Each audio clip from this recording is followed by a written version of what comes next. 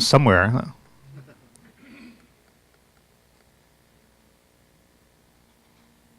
They can read the Wikipedia. Or they can read the Wikipedia. Okay, I think my notes actually just say Jason Calacanis is our closing speaker, and he is flat out amazing. So, but agree. Yes. So let me introduce Jason, who is going to talk with us a little bit about all of his experiences in the entrepreneurial and startup world. Thanks. Oh, hey, thanks. Great to be here. And I take it we found some extraterrestrials today. Yes, that was the goal. I'm at the right talk, right? This is okay. Yeah, so I'm a serial entrepreneur, angel investor, journalist, an event host, and I have a podcast. So I don't know how you would put all that together, but I've been in the startup game for 20 years, and I love it. It's sort of what I was made to do as an individual. And I've swung the bat a bunch of times. I made contact with the ball once or twice. And so now at the very, very old age of 42 years old as an entrepreneur, I'm sort of playing for legacy a little bit and thinking about how I can sort of maximize what I've learned and share it and maybe help other entrepreneurs. And so I do a handful of things. As I mentioned, I'm an angel investor. I've invested in about 40 companies over the last 3 or 4 years. And just closed my first formal fund, which one of my friends encouraged me to do. And it's a $10 million fund called the Launch Fund. And I'm the only person in the fund. There's no staff. And I'm just going to invest in 50 companies, about $200K a year. And I'm also part of something called AngelList. I'm sure everybody here, anybody not aware of AngelList? Great. Okay. Now I know everything I need to know about you people. You guys are clued in. So has anybody heard of AngelList syndicates? Have you heard of AngelList syndicates yet? Okay, good. So half the people have, half haven't. So I'm one of the, just by way of explanation of who I am, I'm probably in the top 10 people on AngelList. I have 24,000 followers on there. This is a site that my friend Naval created years ago. People really hated him for creating the site. Venture capitalists said he was just an idiot or a rabble-rouser, and of course that's a sure sign of success when powerful people think that you're a jerk. And he's wound up changing the entire game of angel investing, and he's done that by basically aggregating a group of people who nobody really knew who they were. When I started in the game 20 years ago, there was like an angel investor in New York. Her name was Esther Dyson. Like, that was it. There was Esther. And then Esther knew a couple of angel investors, but there really wasn't like a group of angel investors. Now this has all been networked. And he did something crazy, which was he created something called syndicates. What syndicates are pop-up angel investing groups. So if I invest $25,000, or now more like $50 to $250 in a company, other people can say, I will follow your investments for as little as $1,000 for each investment. This was previously illegal. There was something called the Jobs Act a year or so ago, over a year, and it changed the rules around solicitation of accredited investors. So what does that mean? If you're an accredited investor, it means you make like $250 or $500 a year. It means you have over $1 million, not counting your house. And obviously, if you live in the Bay Area, your house costs at least $17 million from what I saw in Trulia. Just the other day. So, I mean, everybody here is accredited, apparently. I'm joking, obviously, but not really that much, sadly. So you can now solicit those people. So when you were a venture capitalist previously, you could not say, I'm raising my venture fund. Or if you were a startup, you couldn't say you were raising a venture fund. Now you can say that publicly. You can actually tweet it. You can say, I'm raising a fund. I have the launch fund. There's $700,000 left in the launch fund. And if you want it, see me afterwards if you're an accredited investor. That's actually a true statement. There's like, I have $9.3 million in the fund. There's $700,000 left. If there's a rich person in the audience who really wanted to be in it, we could have that conversation. Well, and so anyway, what this means is now anybody can tweet they have money to invest, or if you want to invest with me, you can. So they launched this on September 23rd when the law hit, and it's going to get even crazier.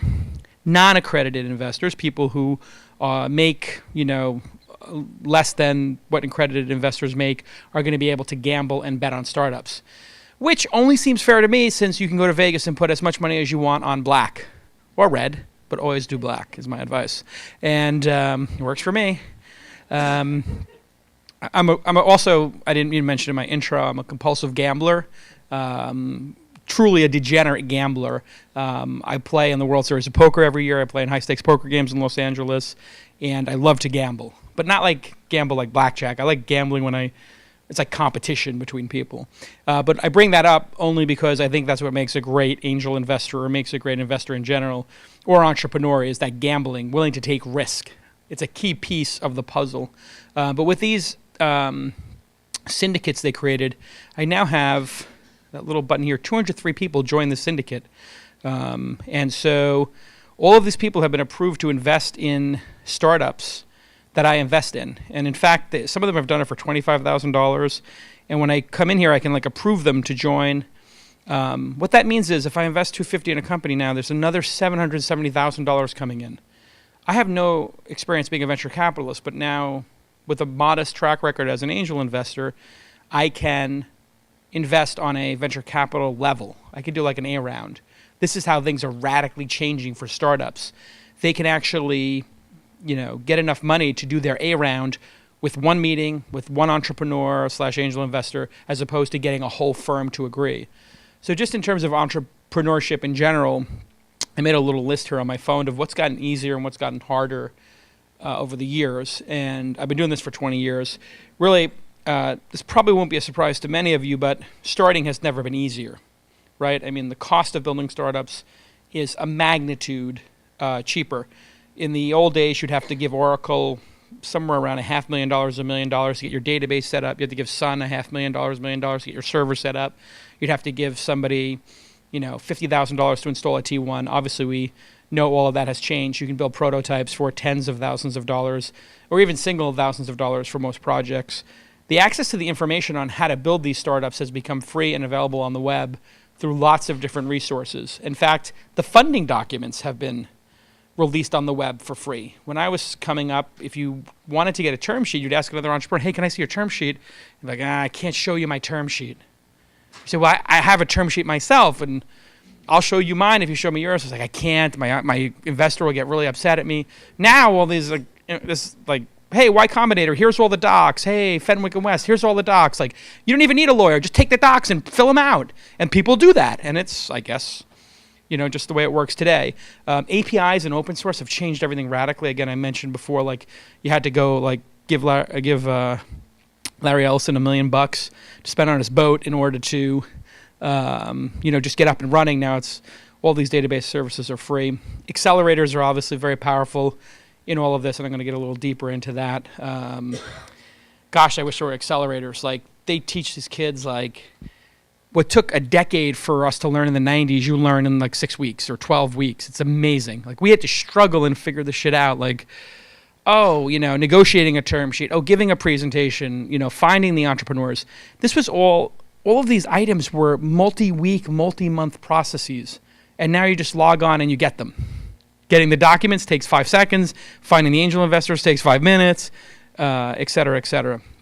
And there's even vertical accelerators that are starting to happen, and I think that's going to be sort of the next level of this.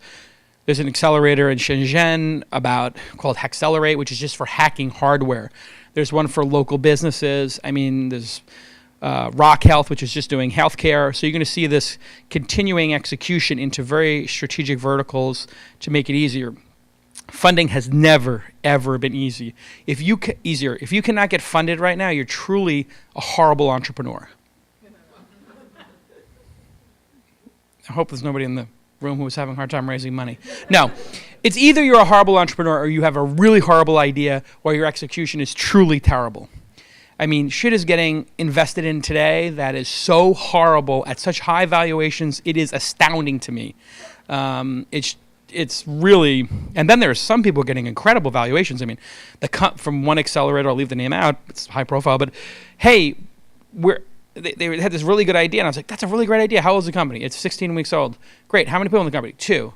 Okay, you don't have any revenue. No. We have a prototype, and we have 100 beta users. Great. I'm really interested in investing. Send me the terms. Okay, it's $15 million cap on the evaluation. What? $15 million for 2 people, 6 weeks? It took, in the old days, hi, how you doing? So I don't want to But you did, but go ahead. Yeah.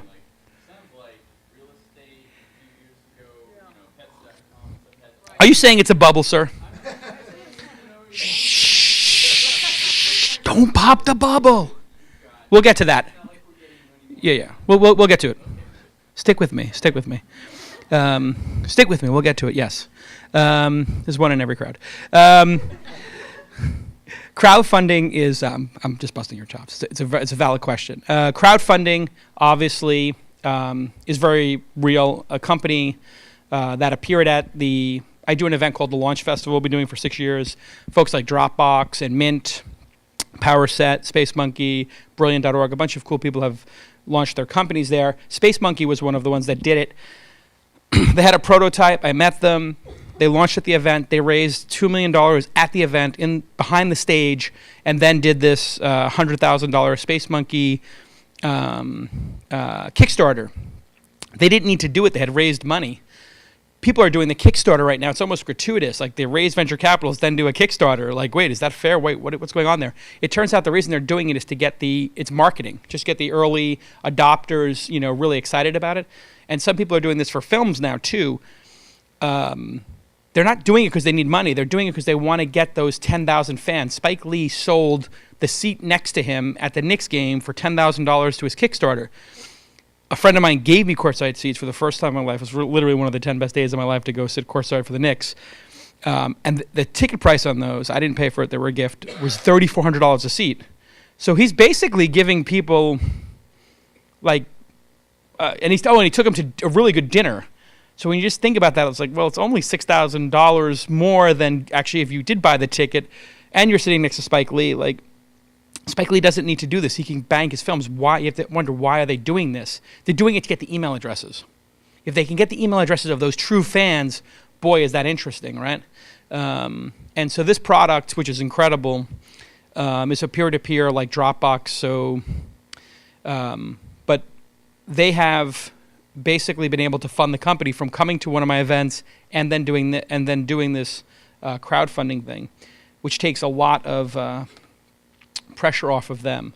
Hold on a second. There's a lot of rich people too. It's another thing you may have noticed, polarization of wealth in society. Everybody's complaining about this. It's a huge problem. Absolutely it is. There's a lot of crazy ideas I've read about redistribution of wealth. One of them is the minimum what's it called? Minimum income. Has anybody heard of minimum income? Anybody hear about this? You've heard it. One guy's heard of it. You're going to hear about it a lot. It basically means everybody in the country gets like $2,000 a month. So even if you're rich, like this guy makes $1 million a year, you still get your $2,000 a month. And the dude behind you is really poor, he still gets the $2,000 a month, which makes it really interesting because everybody gets that payment and nobody has to worry about their rent or whatever it is. This is mine. We have the same one. How do you like the fingerprint scanner? It's pretty cool, huh? Oh, you went silver too? Not gold? Baller. So anyway, there's a lot of rich people around. What that means is rich people get very bored having their money in bonds and stocks and all this kind of stuff, having met a bunch of them. And they like to bet. They like to gamble. And so it's getting very easy to raise money, especially at the higher ends. We're seeing a phenomenon now that I didn't see previously, which is individuals starting venture firms with their own money. Let me just say that again. There are individuals starting venture firms with their own money. They're not getting LPs. They're the LPs, and they call it a fund. And that's a radical change. I mean, it used to be VCs who put just a little bit of money. You'd have to put in like 5% of the fund, 10% of the fund might be the partners. Now they're the majority of the funds, and they're not even saying like, hey, CalPERS and Stanford, that's great, you want to be in our fund, but hey, we're already rich, so we don't need your money. This means there's much, much more funding out there for ideas. Funding is not the problem, not even close. Wait, you were laughing. Why? It's hard to raise money? Wait, okay, we'll get to that. But what is hard? We're moving to what I've called the age of excellence. There are two types of products in the world, these awesome, excellent ones, and then everything else. And consumers are becoming incredibly savvy at processing very quickly what is excellent and what is dog shit. Tesla Model S is excellent. It's the greatest car ever made. The Fisker Karma is dog shit. It's going to light your house on fire. Like, we instantly knew that within weeks of the product coming out. Karmas went on fire at people's houses. The pictures get spread on social media. Instantly, it's a loser. Everybody's going to lose all their money. Tesla is the greatest car ever made. Consumer Reports says it's the greatest car ever made. And the stock goes to $20 billion. All in the same 12-month period. The winners win exponentially and the losers lose brutally. Just brutally. And so making great products in some ways is easier and in a lot of ways is harder.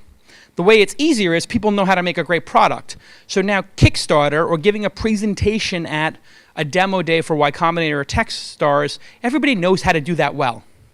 You can hire a company to make your Kickstarter video for $5,000 or $10,000, and even if you have the worst fucking idea in the world, it's going to seem like it's going to change everything. You're going to just cry, and you're going to be like, oh my God, that Kickstarter, you don't want to fund it, even if it's terrible. And these companies are awesome at doing it. And even design, you can go to sites like Dribbble and Behance, and it used to be that, world-class design was something like, just even in the last couple of years, you didn't see any amazing products, hardware on a hardware basis coming out, except for the ones made by Steve Jobs and his crew over there. Now you're like, wait, the Nest and all these other things are coming out, and Jambox. They all look like they're made by Apple. It's sort of the secrets out of how to make great products. Even a lot of the stuff that's on Kickstarter looks like it was, in fact, made by Johnny Ive. I still think there's only one, but they may have cloned him. So here, if you go to a site like Behance and you look at just what's the most appreciated all time in all creative fields, and you just pick some category on these sites and you do a search, I'm not sure why it's not doing the search, you find the most amazing design in the world on these sort of networks. This is like angel list for designers on Behance, and you can just click on, like, who is this person? Oh, of course they're in Portugal. Where else would this great designer be? And you can message them, and then they will go build your startup for you, and you will have one of the best looking ones ever made. This is another AngelList copy. It's called Slated. It's done by a guy named Stefan Paternotte. He created the worst scam in Web 1.0 called theglobe.com. Anybody remember that? You do? It was an incredible piece of shit in New York. When I was a journalist, I covered it. They went through billions of dollars. People bought the stock. They lost all their money, like lawsuits and everything. But he's now got a second startup that's actually working really well, which is he's found all the people who finance and do deals in Hollywood, put them into a database, and now funding is starting to happen for movies this way. When these individuals who are non-accredited get into the system, they're going to be able to pick winners. And I think that's going to be the biggest game changer in funding ever. You can see it already with the people are super either scared and critical of the angel list syndicate stuff I showed you before, or they're terrified by it, they hate it, they think it's stupid, or they think it's going to change everything. The truth obviously is somewhere in between, but it is going to be a major game changer. This next game changer of individuals being able to put $100 in and buy a share of a company when it's private and it's in its first year, because remember, dovetailing with what I said earlier, people are picking the winners. When you see the Fisker Karma on fire on the highway, you don't buy the share. When you see the Tesla and your friend took you for a ride in it because he worked at the company, you do buy the share, right? How many people were on LinkedIn or Facebook before it was public? Raise your hand if you were on those sites before it was public. All of you were on LinkedIn or Facebook. How many people knew LinkedIn was important like the month they got on it? How many people knew that was important? Well, a number of you did. You didn't. You would have lost your money.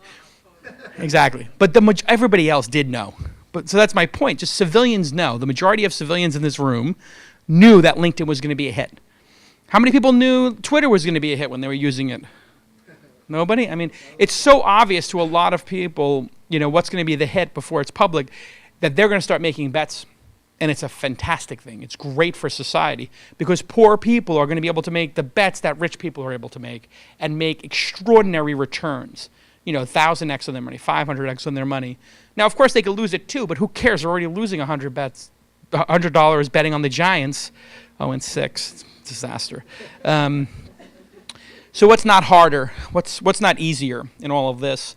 Resiliency of the individual, the entrepreneur. Boy, is this generation of millennials soft.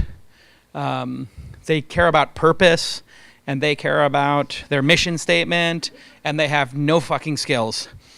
majority of them, and they have no ability to work hard, and they do not care to work hard in most cases. I'm painting with a wide brush. You could replace this with Gen X and baby boomers or whatever, and you probably heard this rant before, but the truth is they're not driven by skills, and they're not very resilient. So they hit a bump in the road, and this is what I'm seeing a lot coming out of the accelerators. Like, they're really gung-ho. They want the $15 million valuation, and then I see them a year later. What happened to your startup? Oh, we gave up. Well, what happened? We ran out of money.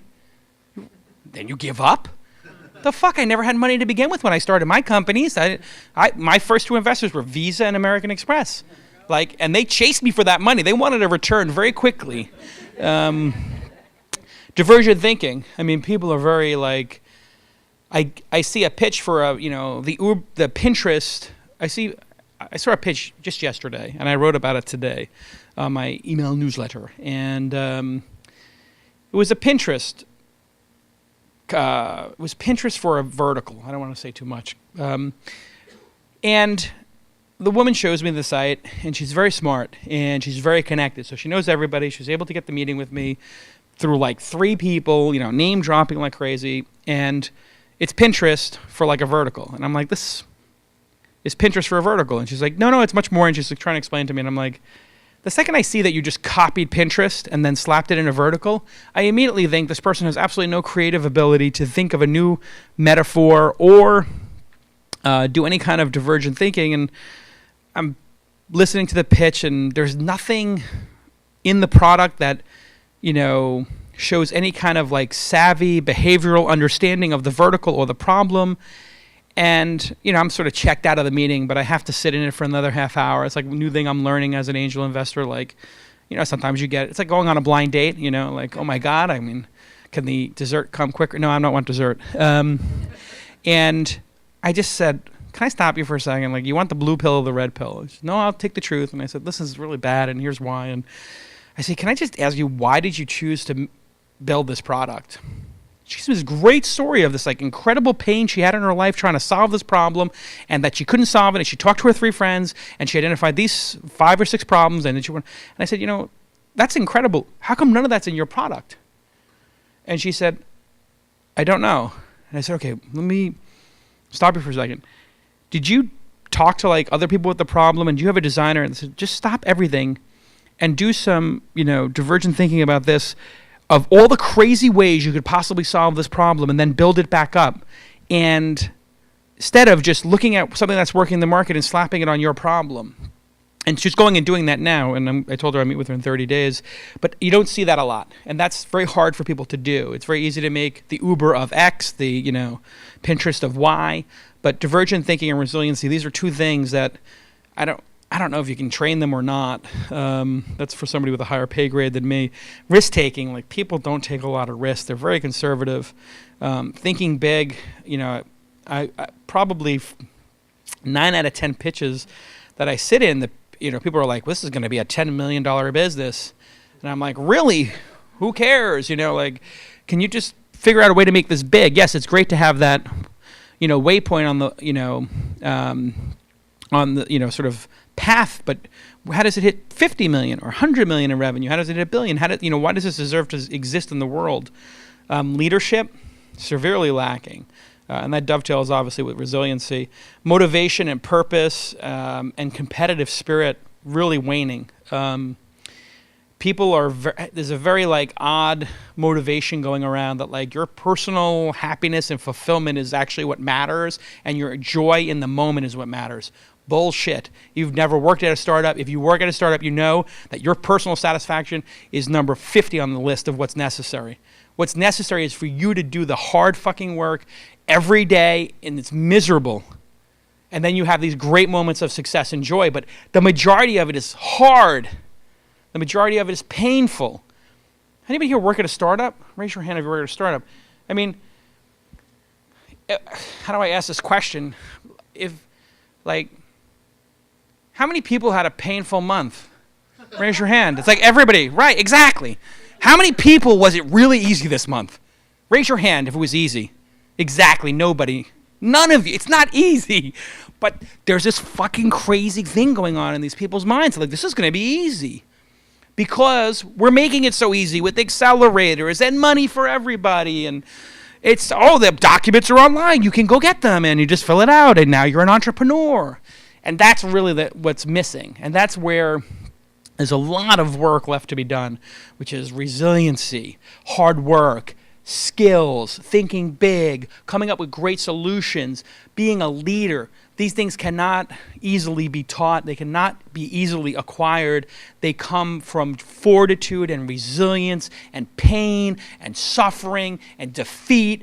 I mean, that's what it comes from.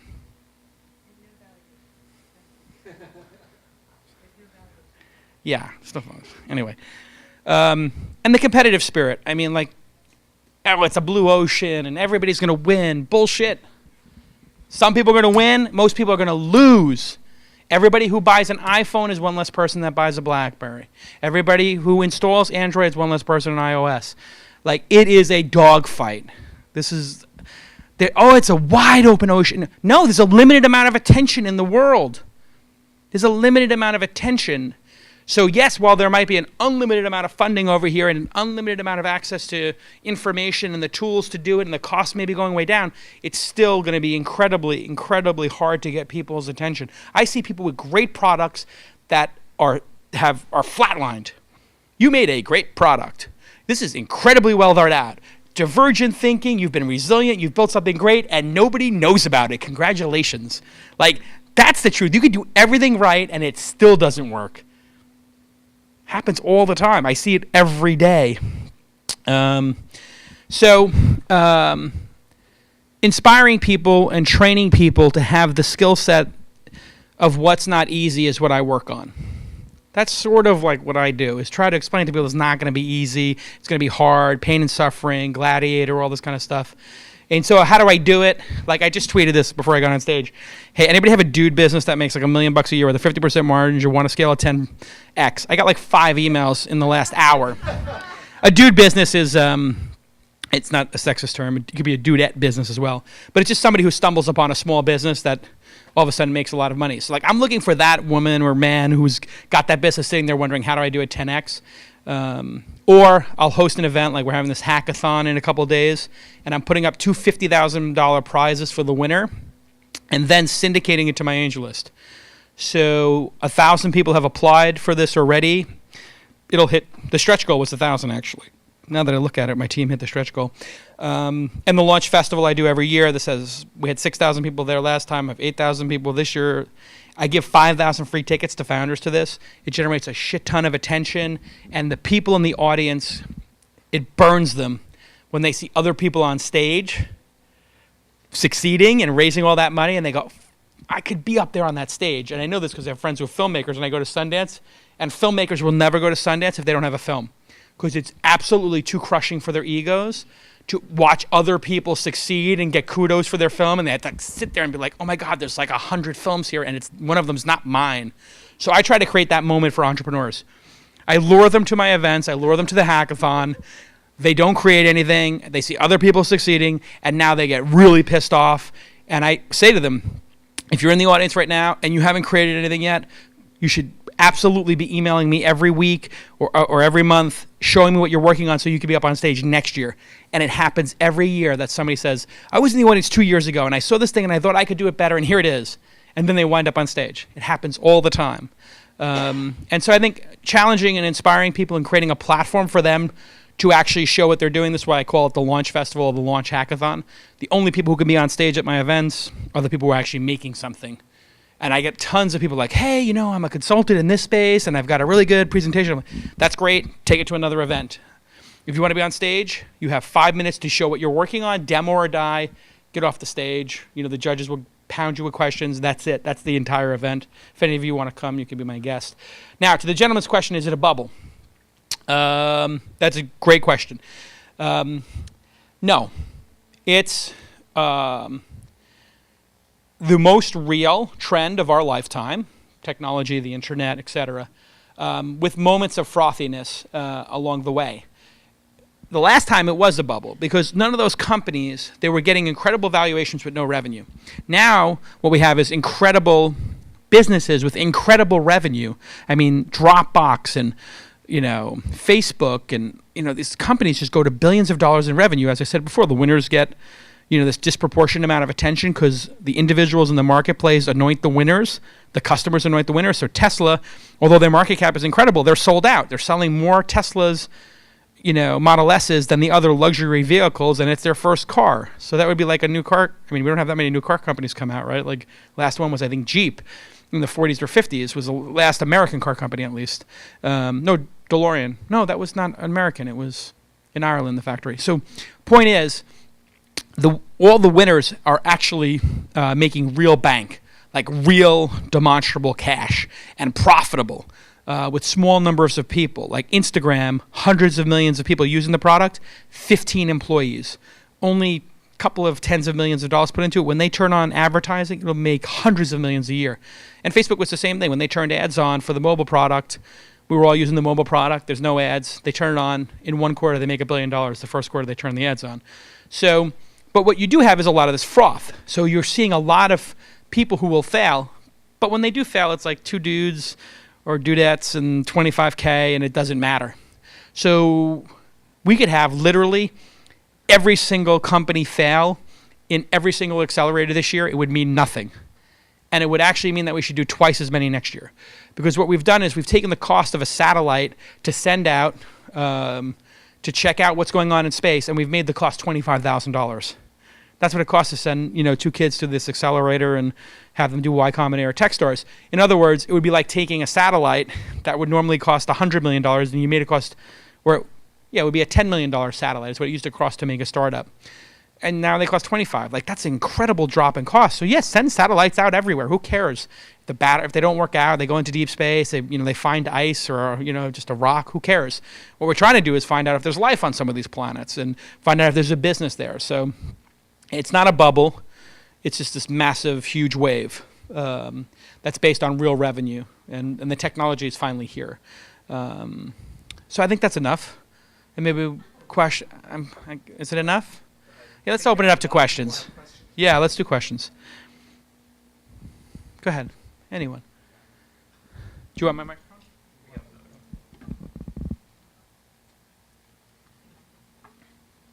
But you're all invited to my event as my guest. Just email me, jason@inside.com, and you can come to the launch festival. I'll have my people get you a ticket. Jason, Sir. hi. I'm Jared Consul. Where are you from? I'm from Kansas City, Missouri. I'm with the Kauffman Foundation. We're the largest in the U.S. dedicated to the study and promotion of entrepreneurship. I know you well. Okay. So I'm a little confused. Honestly, I'm a little confused because on the one hand, you seem to say everything's great. Accelerators are great. Loose money, which I would argue is probably geographically different for different parts of the country. But loose money, accelerators are great, but then you kind of said in the middle, this is terrible because that means everybody can get funded and this is awful, but then kind of at the end again, you say, oh, but we should send more people to accelerators. So I'm trying to get a sense, like we're up and down of what your thoughts are. Yeah, like many trends, there are sort of countercurrents going on. So while, and the countercurrent by geography is, cities are winning and towns and other places are not, right? So that's a trend that transcends what's going on in the technology and entrepreneur space. Like, yeah, I'm rooting for Detroit, but probably not going to happen. No offense, but for the trip, or whoever it is, it's going to be hard, in other words. So that's why it's sort of by city different. But the question of are we making too many entrepreneurs and startups, I guess, is the key one in your very astute question or observation. And the way I look at it is we're not comparing how many great entrepreneurs and great startups are being created. I compare it to like college. So the way I look at the accelerators is I don't compare, it's not fair to compare them to the actual, what I'll call real entrepreneurs, the entrepreneurs who do it without having to have permission and $16,000 in ramen noodles and give up 6% of their company. Like, some of those turn into real entrepreneurs, but the real entrepreneurs just get going and do it, and they raise angel funding. Like, I'll call those entrepreneur classic, as opposed to the up-and-coming entrepreneurs. So the ones who go through the accelerators, I would say 7 or 8 times out of 10 in my experience, are not people who could have done it on their own. They didn't have the fortitude, the resolve to go put the money on their credit cards, and they needed to ask for permission and be anointed and accepted, right? Like, I'm never going through an accelerator. I'm not asking for anybody for permission. I never would in my career. You know, like I'm that type of entrepreneur. I'm doing it. You either get on the train or you don't. Fuck you. If you don't want to invest, fuck you. I'll remember you're never investing in my company. Like that's the way I think. What, you said no to me? Never. I'll never fucking speak to you again. I want you dead. I want your house burned to the ground. I want your family dead. Like that's like the hardcore entrepreneur's approach to life, right? And these are not those people in general. These are the people who are deciding, should I go to college or grad school or an accelerator? If you're deciding between grad school and an accelerator, you're like not a real entrepreneur in general. You're like, maybe you'll be an entrepreneur. And I think that's what confuses people about all these accelerators. So, but I look at it and say, you know what? You got paid $16,000 to go into the accelerator versus wasted 50 dimes going to a college where you got no value and no skill. So I look at it like fantastic. Because even if you just learn some skills and you're not a great entrepreneur, maybe you could be a really great entrepreneurial part of a bigger team. And that's what I see a lot coming out of this. Like I see people coming out of this, I'll go see a class and there'll be 10 people coming out of it. And I meet with each one and, you know, hoping there's something great in there. And I typically come out and go, wow, you know what? If we put those three teams together, you could actually make something. Like those guys all three are going to fail. But together, if you had some sort of critical mass there, they could actually succeed, which is why you saw Marissa in her first year come in, and with Yahoo, she's like, okay, bring me a list of every accelerator from the last 4 years, but not the last 2, so 2 to 6 years ago, and then give me the list of people who didn't actually raise an A round. I'm like, oh, here you go, Miss Mary, here's your list. She's like, great, bring them in, hire them if they've made a decent product. Right? She just was the perfect master move, was to just look at everybody who went through that project and learned something about entrepreneurship and how to craft a product, which makes them 10 times better than a normal employee, but not quite the winners who need to be entrepreneurs. And what's doubly brilliant about Marissa's move is those people aren't going to leave to be entrepreneurs because they've been so crushed by their own failure that they'll stay for a little while. They're scared to go back out there. There's great whites and tiger sharks, and it's fucking cold in those waters. It's nice to be free food and iPhones. I wish I was getting free food and iPhones. But free food, that's coming out. My burn rate, I'm going to run out of money. Like, no, who's getting free food, you know? I hope, does that a question? It's okay? Another question? I'll address one. Yeah. One of the main things that we've talked about was, and what can accelerators and other kinds of competitions do, better. And you talk a lot about, the need, for all these young entrepreneurs to, get better at what they're doing. Well, is there something that accelerators can do differently to, help bring these guys into a better entrepreneurial, kind of mindset? Yeah, I mean, listen, the fact that they have a process in general that's competitive is awesome, right? I think they could be longer. I think they could be more demanding. I think they need to be smaller and provide more value. So I kind of feel it's kind of crazy to give somebody 6% of your company for $15,000. No offense. That's just highway robbery. I mean, if you do the valuation, that's a $750,000 valuation. Like, that's kind of crazy. Like, oh, you come into the accelerator, it's a $750,000 valuation, and in 12 weeks, when Jason invests, it's a $15 million valuation. Like, what happened in the 12 weeks that you went 20x? So I think they should be 6 months or, and have a little bit more intensity in a smaller number of people, and focused on a vertical. I think that really helps. So like the Rock Health, the stuff that came out of Rock Health this last class was really good, right? You're seeing like that kind of focus will really help. 50, 60 people coming out of a class, I think that's really hard to get some meaningful result. And I think that's why people are a little bit down on Y Combinator. I think that's why Y Combinator probably, I think they had 80 kids, 80 teams come out, and they went down to 60. Probably should come back down to like 30 or something. And Techstars is keeping it very low on purpose. But I love competitions, which is a different thing. So I'm an investor in a company called Challenge Post, which does like a challenge platform. And I'm a huge fan of XPRIZE. And, there's tons of great Unoodles here. And, there's a bunch of other platforms for doing this kind of stuff. Those things are awesome because those democratize the process, right? Like, it doesn't matter where you are in the world. You can compete in those. I love that kind of stuff, being a kid from Brooklyn who has no business, being in this industry and have, the person who wound up in the newspaper, like I was telling a friend of mine, like, what's it like for your mom and dad? Like when you, go back to Brooklyn and your friends, and I'm like, well, the person who got in the newspaper was typically the person like at the Yankee game who caught the ball, or the guy was like standing next to them was like, "Did you see Joe in the paper?" Was the guy next to him. Like, there was never a story about anybody I knew in the paper who like was in the paper because of what they did. They just happened to be like at a murder scene going, "Hey, you know, like, what's up?" You know, Judas Priest or something. And I think that's the best part about it. So I'm an investor in a company called Brilliant.org, which was part of the launch festival. And my friend Chamath, who runs a venture firm called Social Capital Partnership, he was a Facebook guy, one of the early team. He did okay for himself. And anyway, what Brilliant.org is doing, I'll pull it up, is really brilliant. They are putting a math problem that I would never be able to solve. That's not it, sorry. Anyway, they put up a really hard problem every day. And people go and answer these problems, and they get to different levels. And they've now found all the smartest people in the world, but they're from Bangladesh or Brazil, and they come back every day to solve a harder and harder, progressively harder program. And then they have a database, which like 3 or 4 months ago they told me was at 100,000. I don't know if that's a public number, of like 100,000 people had passed whatever the top 10 questions are. And now a lot of people are like, oh wait, you have the smartest people in the world in that database on a global basis. Can we have the database? Mm-hmm. You can imagine who might want that database. Like big companies and big scary organizations. Everybody wants that database. They're not giving it to anybody, but like, boy, is that awesome in terms of as a competition. What a simple idea. And like, they're just getting and all the smart people, like the smart kid in the class in Bangladesh knows the other kid in the town next to him who's the smart girl. And he tells her about Brilliant because they're all kind of outcasts because they're so smart and whatever their class or town. And now they have a place to go. Like, I think that's the kind of stuff that's awesome. So these challenges and stuff like that allow anybody to show their awesomeness, boy, is that like a game changer for society.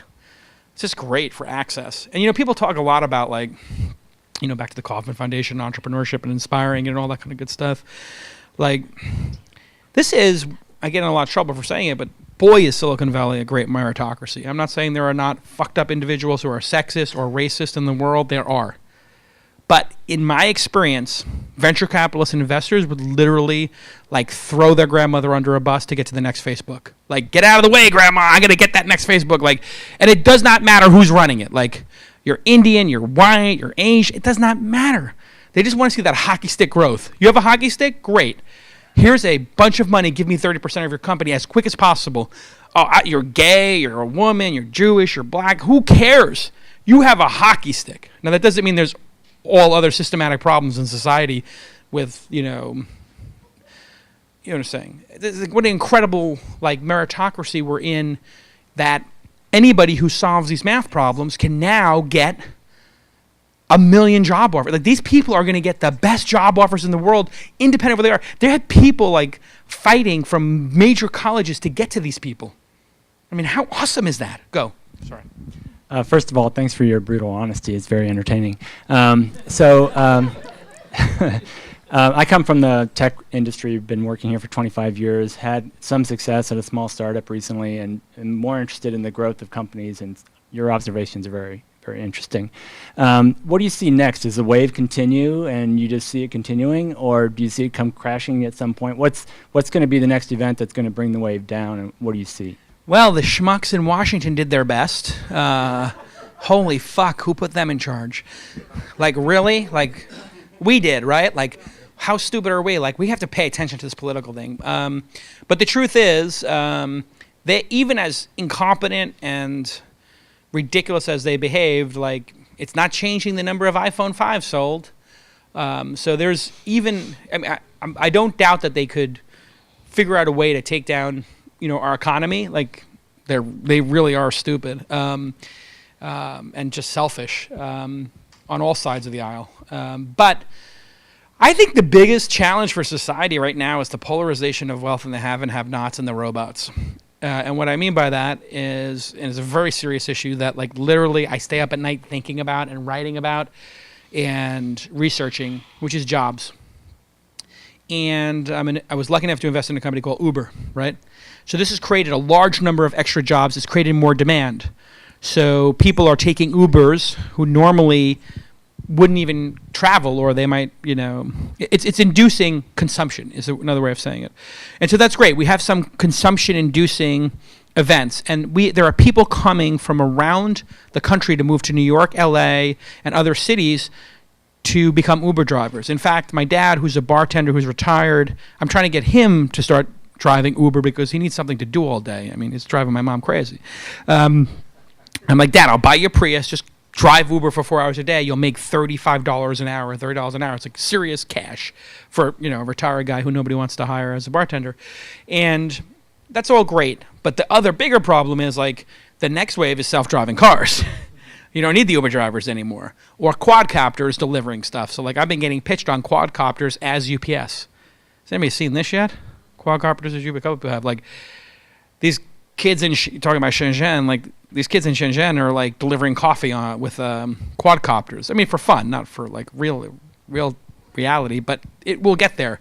So, like, the quadcopter leaves their office, goes out the window, it's on YouTube, goes down to the cafe 20 stories below their office in Shenzhen, lands, the woman puts in the coffee, and it goes right up. And, like, this is the world we'll be living in. Like, you'll order, like, oh, well, I'm going to get my, whatever pills.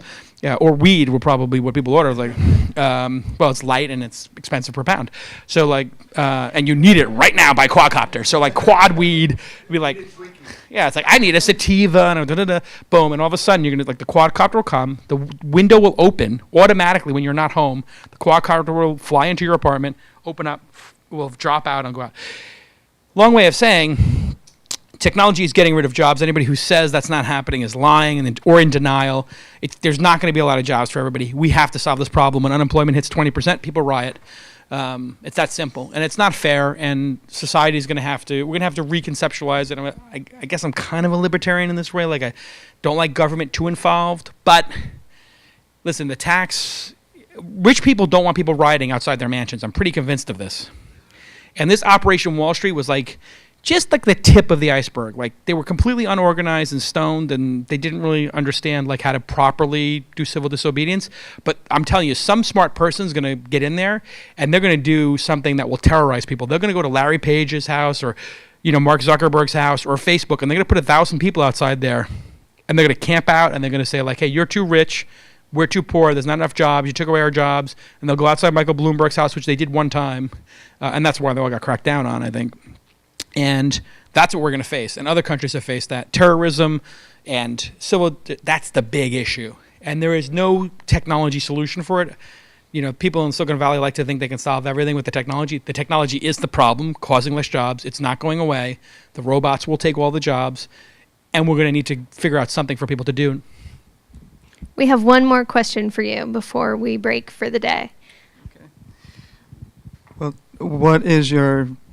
following up on that, what is your best guess right now about how to address that problem? And then following up on the notion that a lot of people think technology is the answer to all problems, a lot of folks quite a few folks are talking about how there's a lack of major innovation to, as Peter Thiel says, take civilization to the next level right now in Silicon Valley. There's a severe lack of breakthrough technological innovation. We're seeing a lot of apps or things that are just not really enriching the lives of 7 billion people, or on the track to enriching their lives and future generations.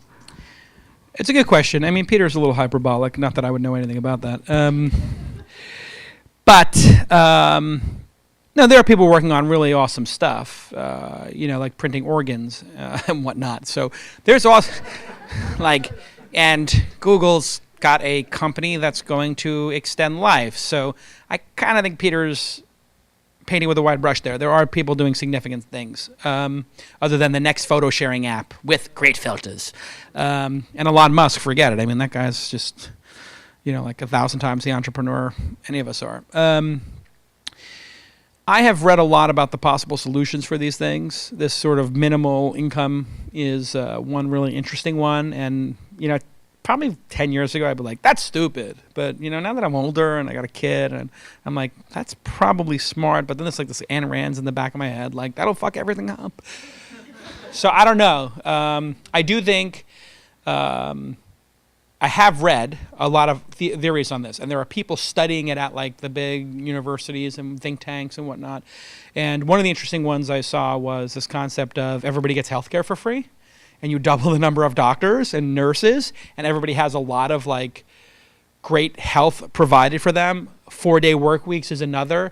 Not entering the workforce until the age of 25 and having like longer, like sort of gestation period, or you don't have to go into the workforce. You can go to college, into schools, or to accelerators up until a certain point in life. So there are people coming. I don't know if I agree with any of those or all of them, but I do think we have to start trying just to have a fair and just society that, is not all have and have nots, and it's going to be challenging, but I'm very optimistic. I mean, the next piece I'm writing right now is on free energy, food, and water for everybody, guaranteed for life. And I'm trying to figure out if this is possible. And so I went on the site Quora. Everybody knows Quora, and this would be like a good prize for someone. Like, how do you make free energy, food, and water available for everybody? Like, steal that idea and put it on your prize site. And I just asked, like, what would it take to power the United States? And the guy's like, oh, it would take this many reactors, like 100, whatever, and the cost. And it's like, it actually doesn't cost that much. And so I think some thinking like that, but if we can't get people to agree about like Obamacare, or just about like, hey, the budget and all this kind of stuff, like, how the fuck are we going to get them to agree to like put 120 nuclear reactors in the United States that are definitely much more safer than the terrible ones we put in the 70s? And the No Nukes concert was a bust. Like, that did a disservice. Actually, we kind of want nukes because it would solve all these other problems. And so, yeah, you know what? You changed my mind. I'm not optimistic anymore. Sorry. I'm just fucking with you. I'm optimistic. No, I think we'll have more. I think what it takes is inspire. Listen, he's a personal friend of mine, and I was an investor in Tesla, and he's an investor in my company, so I know him a lot. He just is missing the gene for fear as like an entrepreneur. Like, literally, he's like, maybe you should teach me how to play poker, and I'm like, no.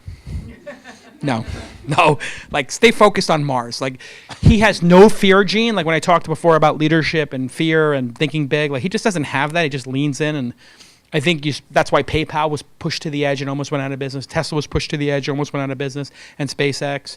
So he's like a very binary kind of guy. But I tell you the truth, as an entrepreneur who's a friend with him, like, it's really changed the way I act as an entrepreneur. Like, I'm trying to do bigger things. I'm trying to take more risk. So starting the angel fund was like, well, I could put in $25,000 myself and invest it in 3 or 4 years. And then I was like, well, fuck it. I know these rich people. I'll start an angel fund for $10 million. I'll put $250 in. Let's try that, right? And so I think that leveling up and people trying to do more creative, disruptive things, it's pretty inspiring to see people like Elon out there, or Peter, or other people taking big risk. And that's what I think the accelerators and these problem-solving sites all do, is they inspire people to try. And if you inspire people to try, then they can fail, and they can go through that pain and suffering I talked about, and we can actually make progress as a society. Thanks. Great. Thank you, Jason. Is that okay? Wow, yeah, that was great. Really, really nice. I was blown away, and I think there's a lot that everybody's going to take home, from everything that she said there. I know a lot